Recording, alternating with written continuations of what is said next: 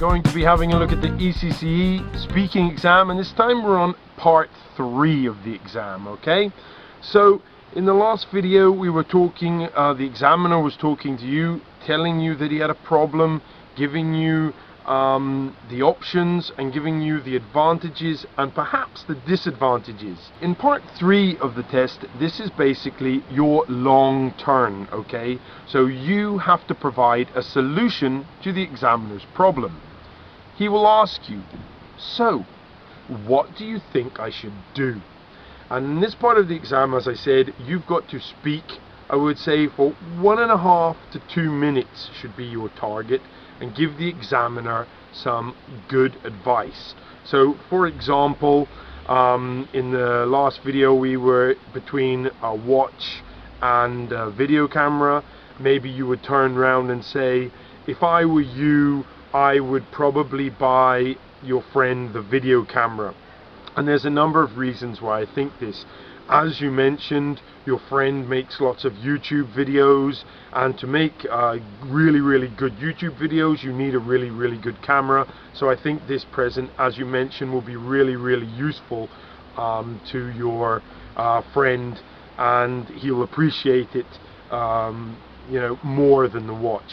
And the other reason why I don't really think a watch is a very good present, even though he may like the watch, I think nowadays watches aren't really so essential. I'm sure your friend has a mobile phone and he can see the time off that if he really wants the time. So if I had to choose between a watch and the camera, I would definitely advise you buy him the camera.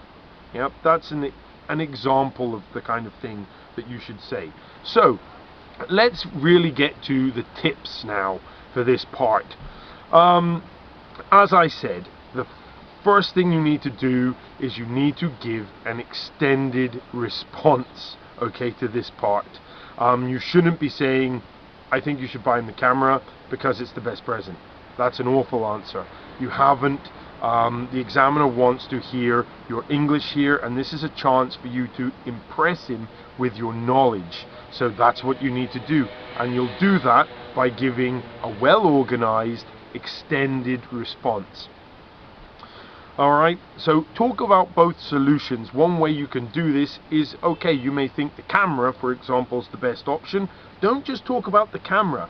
Talk about why you think the camera is the best option, and also explain why the other one isn't the best option. This will help you speak for longer as well.